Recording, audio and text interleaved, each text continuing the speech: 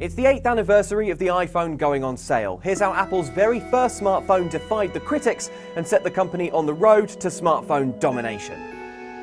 Announced in January 2007 by Apple co-founder Steve Jobs, the iPhone promised a miracle touchscreen device that would change technology forever. Today we know it would go on to be a massive hit, but at the time, fierce debates raged about the device's potential. What bothers me is saying goodbye to my phone for a few days. Yeah, they'll cross-ship me a loaner for $29, but the whole idea of being without my phone, with my contacts and data and photos and stuff on it, that gives me the willies. They really need a removable battery in this product. And finally, Steve, what are you going to do when that happens? Indeed, the very first iPhone was a long way from the ultra-sophisticated smartphones of today. The first iteration lacked 3G, it couldn't shoot video, it had no removable battery, and as Microsoft's Steve Ballmer helpfully pointed out, it was quite expensive.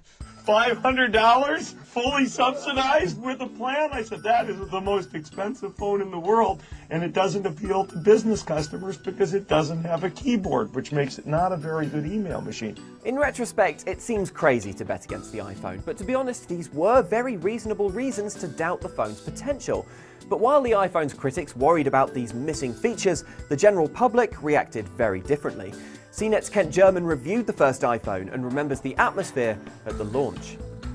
They said it'd go on sale at 6 p.m. local time, and so I went down to the store in San Francisco to actually pick up our review model at 6 p.m. and the line was, they had actually closed off the street because there were so many people. This is the first time I'd ever seen people line up around the block for a phone and then cheer as they came out with it.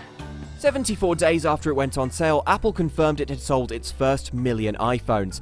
It was the iPhone 3G in 2008 that really set its mobile on a meteoric course, however, with Apple selling 1 million iPhone 3Gs in a single weekend.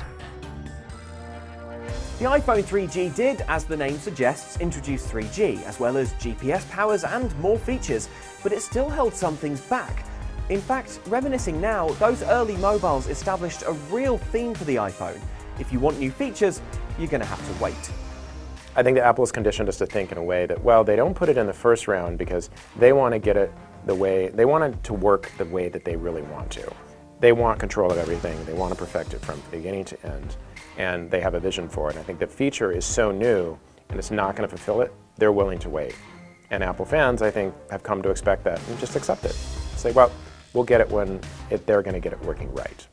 The iPhone has always made us wait, from multitasking to bigger screens and much more. But with over 700 million iPhones sold, Apple's slow and steady approach has clearly worked. In fact, from uncertain beginnings, it's helped the iPhone rise to what may eventually be remembered as Apple's greatest achievement.